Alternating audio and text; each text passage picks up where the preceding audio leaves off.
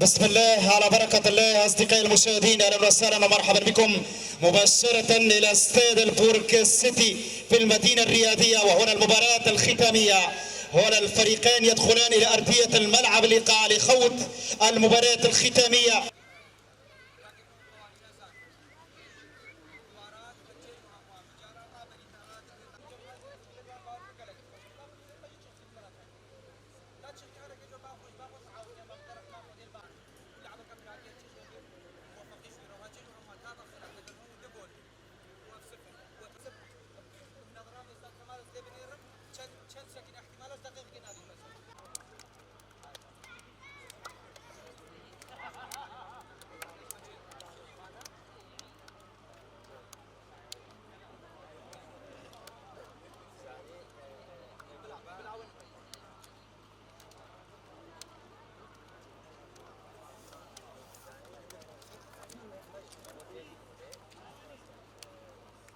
الذاكرة والجلد المدور يتحرك والأجواء سينقلب أجواء اللقاء، والكتيبة البرتقالية في أول هجمة تهاجم من أجل التسجيل في هذه الدقائق، وكانت مراد والضرب والتسديد والحارس. الله يا دلقش، الله يا جلال يا كبير، يتعملق في أول كرة. يبدو فريق السميسر ممكن تكون الأول. التصويبة داخل المنطقة، ولكن الدفاع هو 99. ناصر يبعد الخطر ويبقى ضربة حر مباشرة. شعبية كرة القدم، بداية المسار، بداية المشوار. هذا 23 ولكن 25. الممتاز جدا سعيد حيدر. فرصة جديدة ب 18. عيسى قاسم يرسل كرة للقائد تسجل السمو. مجدل كرة ممتازة، خبرة السنين، الضربة ممتازة ولكن ضاعت الكرة. يبقى ضربة هدف، ضربة هدف للحارس المرمى خالد وليد بالنسبة لكتيبة الفريق السميستر. هو الكرة تلعب دفاع، يرسل كرة ممتازة. من سوف ينجح إضافة الأول ويهز الشباك؟ شكل المباراة هي جوال، شكل المباراة هي قتال، قتال الأقدام والعقول الراقية. سوف تنجح الكرة الجماعية، كرة القدم ضربة حتى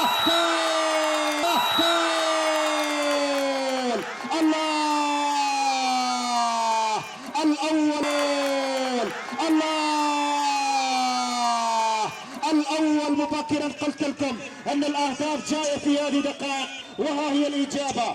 بركات مراد من بعد ولا تنرد ويحط الكرة في الشباك. هنا الكرة ترسل مرة أخرى. شوف الهجمة، شوف الضغط المخيف بالنسبة للفريقين في وسط الملعب. 18 يحاول الوصول مرة أخرى ومهاجمين، ضغط كبير. المندو يرسل كرة لبركات الرائع جدا للسمو، وهجمة جديدة رائعة جدا. فريق الأخضر رائعين جدا جدا جدا، ممتاز. والكرة ما زالت اخطاء قاتل البرتقالي في دقائق المقبله الى اجواء المباراه. في ظل هذه الحراره لم تمنع توقف مسلسل البطولات. وضربه حذيري من خطوره الكابتن. ويرسل كره لهذا الرقم 19 يحاول الوصول، هو اللاعب هاشم. كرات رابحه وكاسبه، ارفع الكره توزيع والراسيه ممتازه. الله عليكم، ما شاء الله عليكم. خابوا كثيرا هذه الفرقه الخضراء الجميله فريق الوصفة، ولكن عادت. والسميهستر ايضا من الاسماء الشابه، اسماء الرنانه، اسماء قد تنجح في قيادة الدقائق. كرة مرفوعة ولكن يبقى عميد المدافعين هو القائد الرائع جدا في 3-4 كرات. راجع الكرة للحارس، لا تلعب بالنار، فالنار سيحرق واصابعك. وهذا سقط ارضا. سلامات للكابتن نوري بن مندو. اسماء جميلة أخرى أيضا شابة للفريق سميهستر يدافعون من أجل لقبهم الأول منذ سنوات. وصفة تحارب والكرة في المنتصف. الله عليك، ما شاء الله عليك. والكرة من جديد يساحب الهدف من أجمل الأهداف 25، خصوصا في الجبهة الأخيرة، في الجبهة الدفاعية. كرة بدون عنوان، تصل الكرة إلى ضربة مرمى للحارس. هو دلقش جلال ليس بالحراس السهلة، وإنما من الحراس العمالقة في عالم كرة القدم الشعبية. الكرة ترسل، ولكن القائد هو الأقرب رقم 4 ولا زيدان. زيدان يكتسب الرهان ويبقى ضربة حرة مباشرة لفائدة فريق سمهيستر أبناء الزرق. هنا الروعة، هنا الإثارة والدهشة والشغف الموجود في كرة القدم. 99 هو الناصر، والكرة يعطي اللي 9 ولا حاولت التوغل ذوي 20 عام لهذا اللاعب. الكرة من القائد ممتازة، هجمة جديدة لكتيبة سمهيستر هنا في هذه اللحظات بهذه الأسماء الجميلة، أسماء الكبيرة، ولكن في الأخير هنا من الرائع جدا هو اللاعب طبعا أحدنا السنجاري الكبير جدا. هنا فرصة ممتازة، ولكن الحارس تتسدد ببراعة. الله عليك، فرصة لحمل الكاس لا غير، ولكن ليس بالخصم السهل. الكتيبة البرتقالية كتيبة سمهيستر ضربة، ولكن على ما اعتقد لمسة يد كانت حاضرة، وضربة حرة مباشرة لفائدة الفريق البرتقالي. كرة تلعب مباشرة لفيصل. فيصل الممتاز يبحث عن صديقه بوحده. هذا تفعل لاعبين ضد 4 صعب جدا بهذا الشكل، بهذه الطريقة صعبة جدا أن تفوز. علاقة العبور كادت كرة، ولكن في الأخير الدفاع ينجح، المنضى يبعد الخطر. خطورة كبيرة، أخطر بشر هذا، ولكن دون الجدوى عندما يختار المنافذ الباقية. خطأ نعم، ضربة حرة ثابتة ممتاز. طاقم التحكيمي لجمال العزيز حلقة الكاس، وشكرا لهذا الجمهور المتواصل، جمهور العزيز الغالي، القادمين الوافدين، مصدر المتعة ومنبع الرهان، أكبر امتحان في هذا الزمان، والزمان زمانك. واهدأ يا أيها الأخضر. هم من يبحثون عن هدفهم الأول، ولكن الحيث البشري راجع بالكرة في الكونتراتاك. يا قائد لا تلعب بالنار، يا قائد هيا بنا، هو الكرة كرتك، واليوم يومك، وماتش الكبار، ماتش التحدي، يوم الأكباش، يوم الرجال، يوم الأبطال، يوم المشاهير. الحيدري يتابع هنا، السهيل الغيور، رجل السنجاري الكبير الرياضي والبطل. ضربة حرة مباشرة، الشاطر القاهر الماهر. ممكن نكون نشاهد الهدف التعادل الحدث او الثاني من الاخضر ليذهبوا بعيدا لكي تكون الكأس في هذه الليلة باحضان من؟ كتيبة الخضراء بالبرتقالية. احباب، ان شاء الله تكون مباراة ممتعة والروح الرياضي مطلوب. اتمنى تكون هذا العالم جميل وبالسلامة والسلام للجميع ان شاء الله في هذه المباراة. ارجع الكرة لكل هجمة جديدة احمد سمو، ولكن ممتاز جدا. هذا الدفاع يتدخل، ورقة صفراء حاضرة. نعم في هذه المباراة اول ورقة صفراء في دقيقة تقريبا 17 من احداث الشوط. المباراة الاول كانت مستحقة من اللاعب رقم 14 وهيثم حسين. ضربة حرة مباشرة، يضرب الكرة داخل الصندوق، ولكن ممتاز الدفاع والراسية ممتازة، والقائد زيدان ينجح بإبعاد الخطر، ويبقى قائمة جدا الهجمة والخطورة تأتي من الفريقين حد اللحظة. لا تؤمن هدف مقابل لا شيء، نتيجة غير مطمئنة في كرة القدم، ليس محسومة ولم تضمن النتيجة بعد، وحتى اللحظة الأخيرة تأتي الجول. الله يا رب. هناك دقائق، هناك شوطان ممكن تكون الكتيبة البرتقالية أن يعود. بركات طبعا اللاعب رقم 7 هو آزاد جاد حيدر الذي دخل قبل قليل، لمس الكرة في مرة واحدة، ولكن ممكن تكون ورقة رابحة في هذه المباراة. البدلاء دائما وابدا لهم دور كبير جدا في المباريات النهائية، يوم الكاس، يوم الحسم، من سيسعد الناس. نشوف آزاد ممتاز ممتاز ممتاز ممتاز، اكيد للمهارة، ولكن ليس هناك حلول لا للمرور ويبقى وخبرة السنين. والقائد زيدان، الفنان زيدان يرفع الكرة يسارية رأسية، ولكن عالية وبعيدة الغالية جدا. هنا عشاق كرة القدم، كرة جميلة وكبيرة، الجلد الصغير جلد المدور داخل الكرة الأرضية الكبيرة في الكوكب الأزرق، ويصفر ويشير إلى ضربة ثابتة، قريبين جدا من الثاني بهذه الطريقة. الأخضر السود الجبال يبحثون عن الهدف الثاني في هذه اللحظات.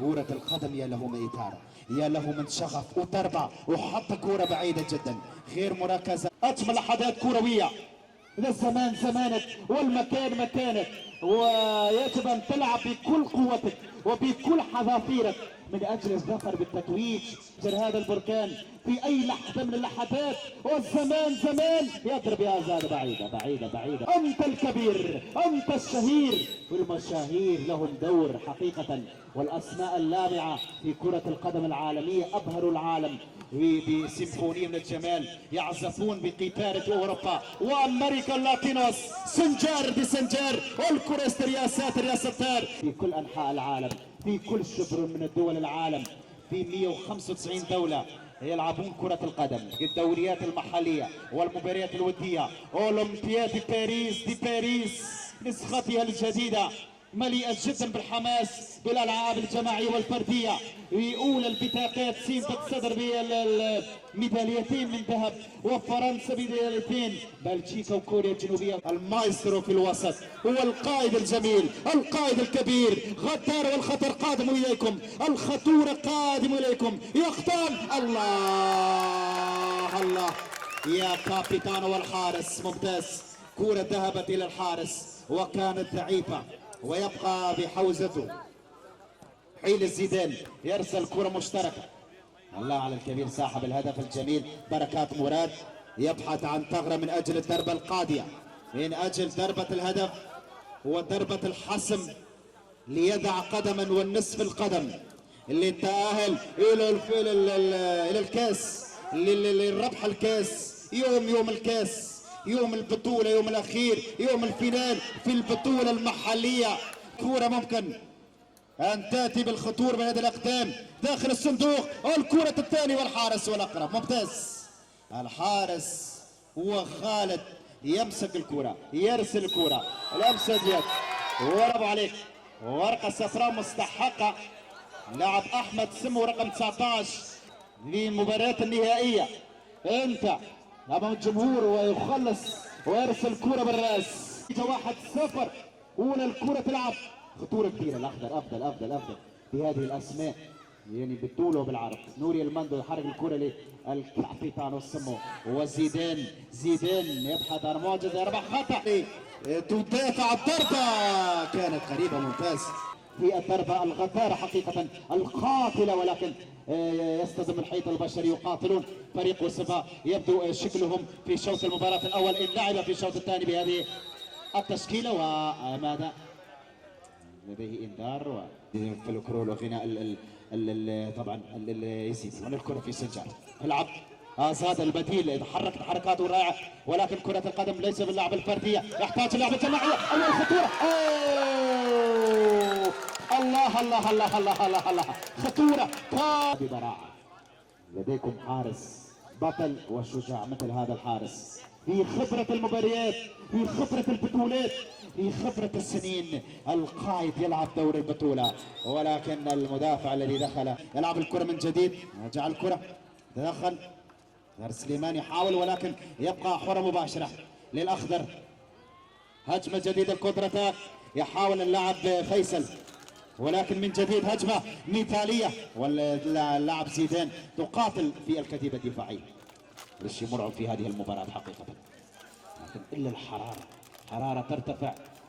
سبحان الله ما شاء الله، في بعد الساعة الرابعة ترتفع بدرجة الحرارة تقريبا 39 درجة في مدينة لابورك هنا في اليرموك في السنجارين الحبيب. هنا الكرة اولا يا زيدان الفنان. ازاد سوبر يقاتل من جديد. هجمة اللاعب فيصل، يرجع الكرة لزيدان، كرات مشتركة، ولكن هي الاخطاء القاتله وعدم الجماعيه. شوف بهذه الكرات المهدوره، هذا اللاعب نواف يرسل الكره، ولكن الدفاع الذي يتعملق في هذه المباراه ما شاء الله عليهم على هذه اللياقه البدنيه. يسقط صاحب الهدف رقم 7، ومره اخرى هنا معركه في الوسط. ممتاز. ضربة حرة مباشرة. شكرا جزيلا عزيز. زاد في التنفيذ، زاد يضرب، ولكن الكرة تراجع. زاد الثانية، زاد الثاني. الله يا حارس، الله هذا بوفون، هذا فاندر سار، الله يتألق. الطيبة هذا الرجل السنجاري الكبير. هنا الفرصة ولكن رأسية ممتازة من القائد زيدان. فرصة جديدة لكتيبة سميهستر ولكن بنو المندو يرتدي القميص رقم 19 ايضا واللاعبين متواعدين ولكن فرصة خطأ. قاتل من اللاعب. يبحثون عن هدفهم الاخر والمتقدمين. هنا اللاعب طبعا وليد حسين يحاول ولكن الدفاع الهيستر هي متى سنخرج في هذه الاجواء. ضربه ممتازه او خطوره كبيره من البديل ولكن المدافعين ادوا دور كبير لاخراج الكره من منطقه الخطوره، من منطقه الجزاء، من منطقه الهدف، منطقه الجول كيبر. راجع الكره خطوره والدفاع دفاع صلب ولكن وسط والمهاجمين. الصوت المباراة الاول هنا الضربه الراسيه ولكن ذهبت بعيد في سقف الملعب للاعبين وللحكم والمعلق والمشاهد. ايضا مرهق جدا حقيقه خصوصا في اخر 43 يوما. الايام الاخيره يعني علقنا على 24 مباراه وهذا والنهائي الفينال مونديال يرموك لكره القدم في بطوله محليه سينجح. والضربه وغدار زيدان ولكن كل ضربه كل مره يضرب بالحيط البشري والمدافعين دورهم ناجح في الحفاظ على هذا الهدف الوحيد الذي سجله اللاعب بركات مراد في اولى دقائق من احداث شوط المباراه تقريبا في الدقيقه السابعه من عمر الشوط المباراه الاول. ضربه حره مباشره جديده يكسب من خلالها الكتيبه الخضراء كتيبه الوسفاء. هم ينتظرون من الفرحه في هذه الليله ليرسل كاس الى الجبل. هنا الكره من جديد مره اخرى يبحث عن المعجزه. اضرب الثاني والحارس وما زال الخطوره. الله خالد يا خالد مبدع وبارع جدا قاهر. وهذا ازد لا يمر ولا كره امام المبدع سعيد الحيدري. كره جديده ربما هي الهجمه الاخيره من خلال الشوط المباراه الاول. 34 دقيقة اللي هي الدقيقة الأخيرة نحن نلعب حسب تقدير السيد سعيد خضر بقير برفقة تركي مرعدة. كرة مشتركة راجعة للكابيتانو لا تلعب في النار. وهنا سيداتي آنساتي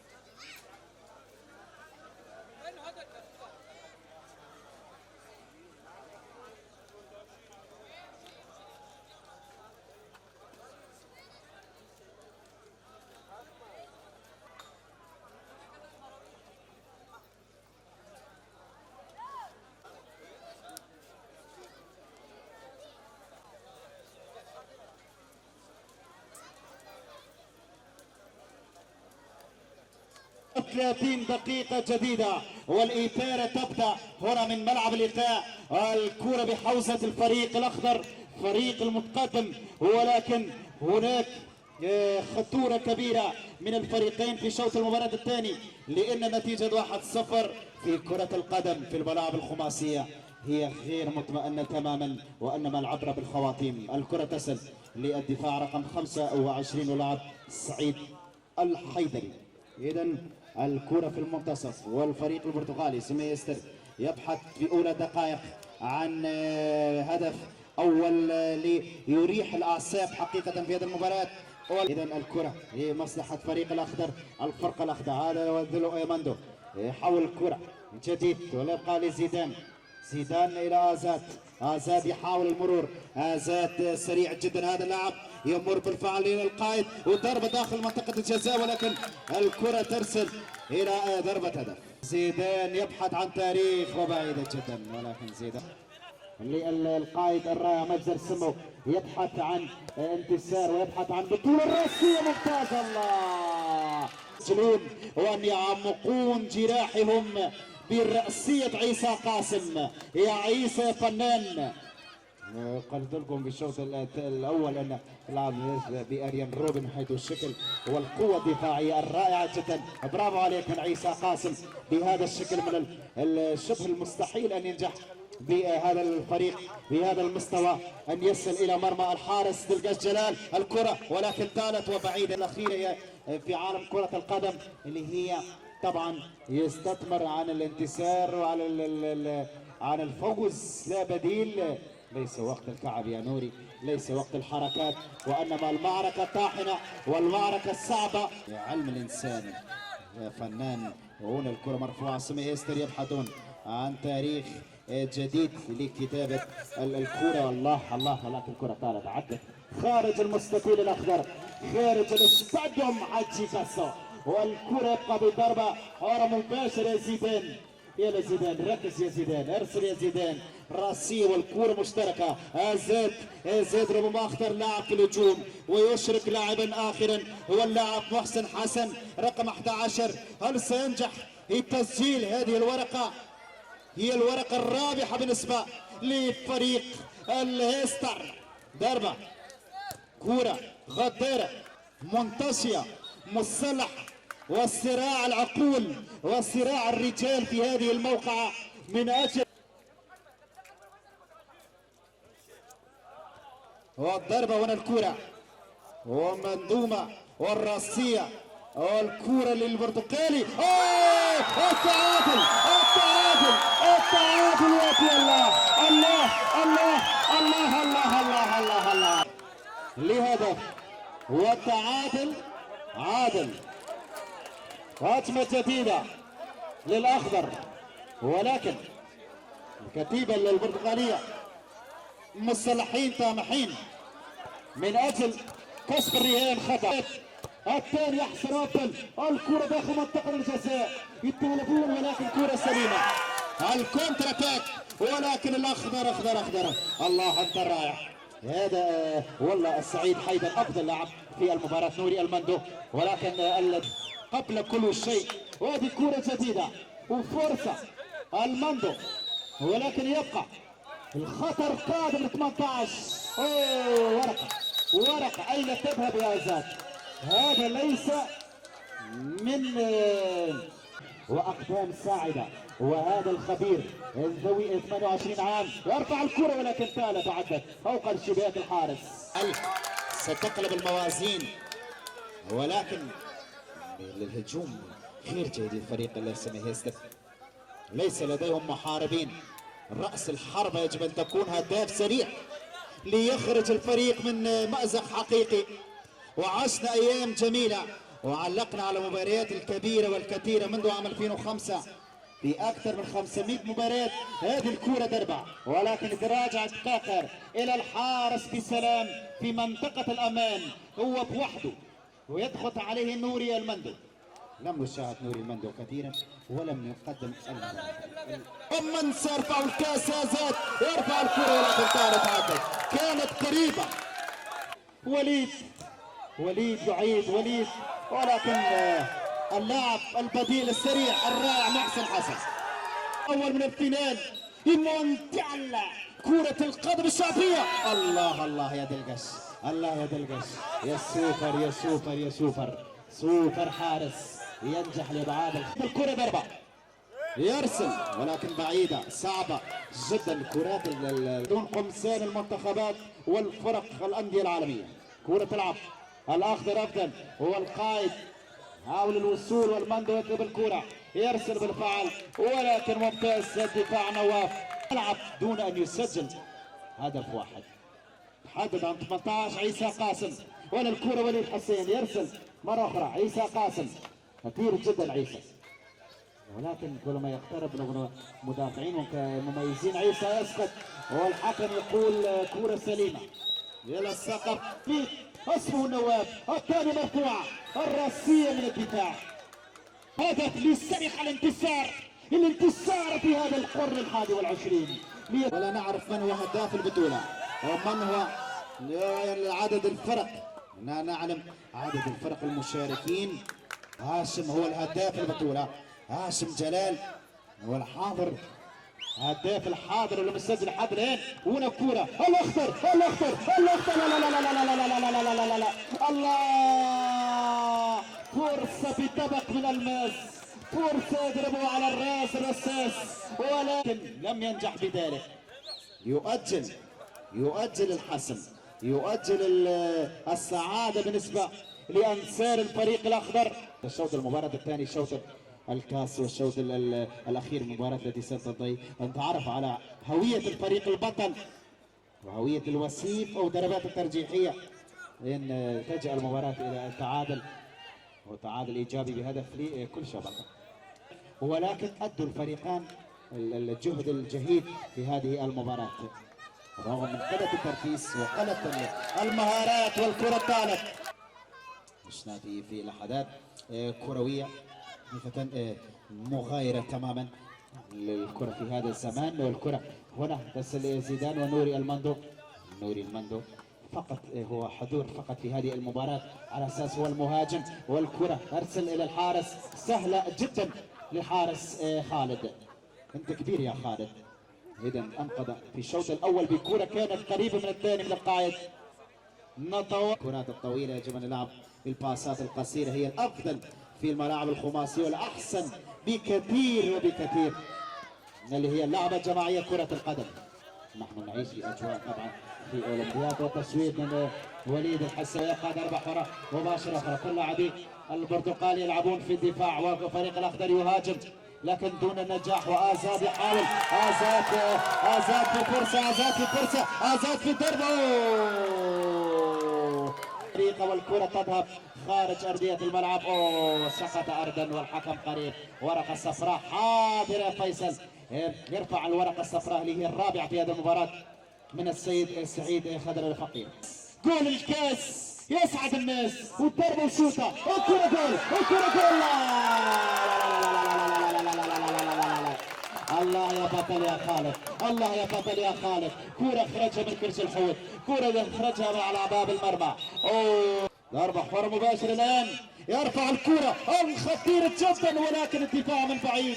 هو القائد هو العملاق احسن. نار يرفع الكرة غدارة الراسية تتقدم الى اخطر مكان. والكرة من جديد دفاع ممتاز ولكن ليس لديه الحلول الهجومية ابدا.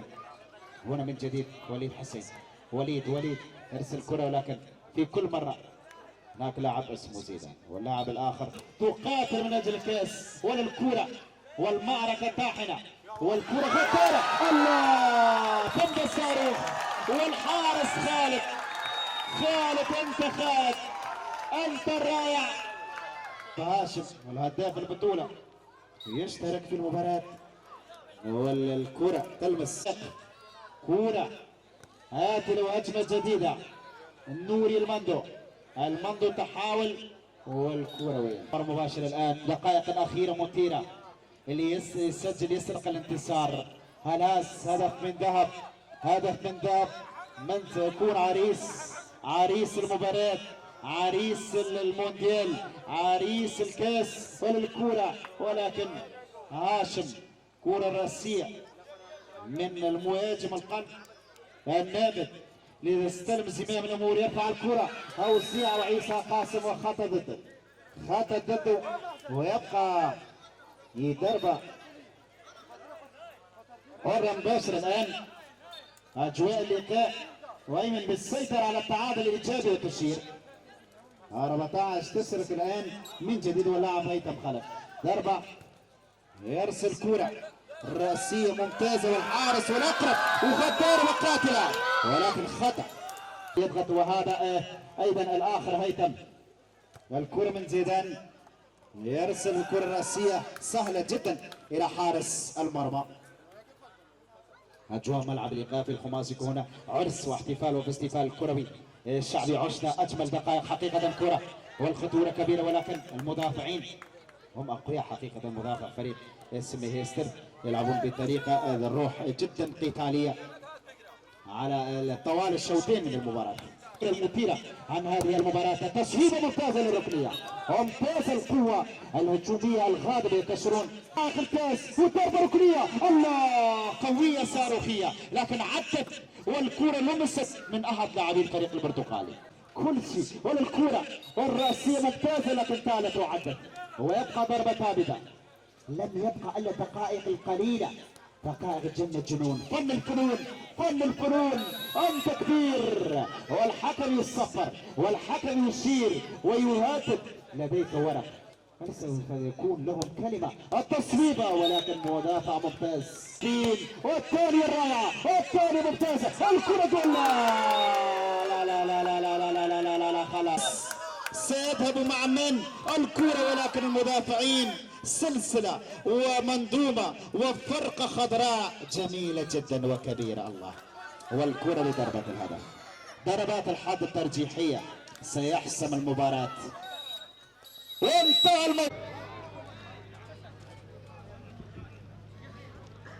الضربة الأولى.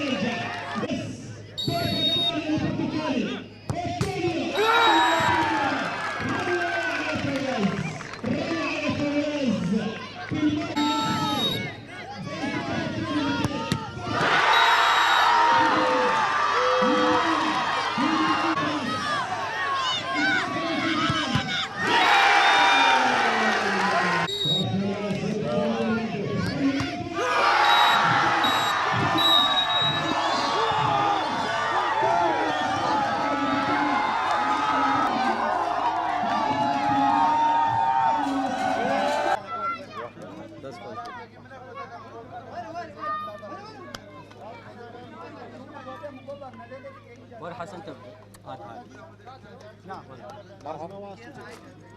إذا ور حسن. ور حسن تبدأ. ور قايد. ورنا في علي. إذا مبروك للمدرب خالد سعيد. المدرب الفني والمدير الفني. بعد قليل جائزة أجمل هدف في البطولة. رائع الخلوق المبدع. الشخصيات الكبيرة في على هذه الجائزة مباشرة جائزة أفضل حارس. جائزة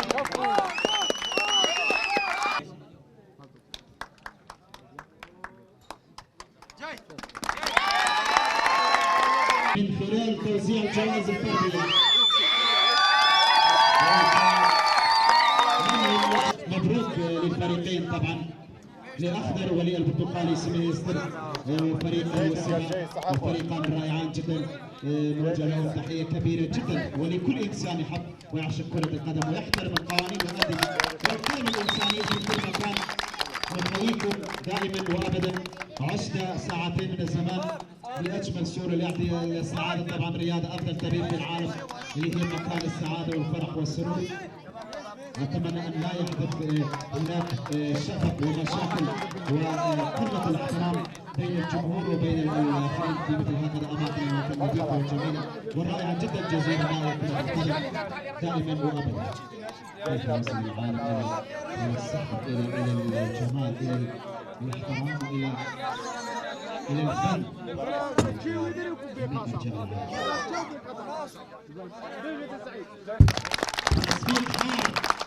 لهذا الفريق الجميل حقيقة من الفرق المحترمة إلى أبعد الحدود. ألف ألف ألف مبروك لتصفيق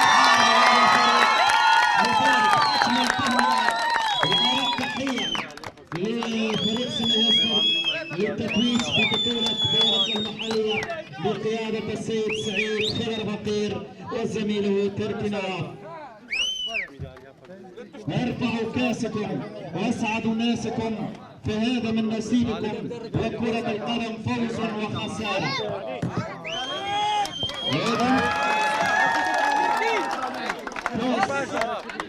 البطولة تذهب من نصيب الفريق المفوز والناجح بدرجات الحد الترجيحية من خلال هذه الليلة من 29 يوم 28 من لكم أجمل تحية في ختام سلام. تقبلوا تحياتي بالطريق العام للزميل سهيل الحيدري. واللقاء من القائد زيدان أن يأتي إلى المنصة.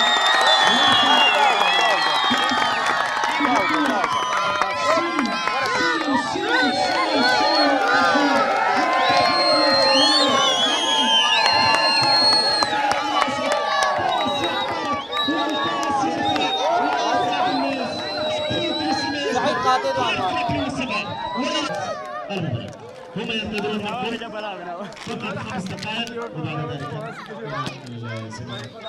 ذلك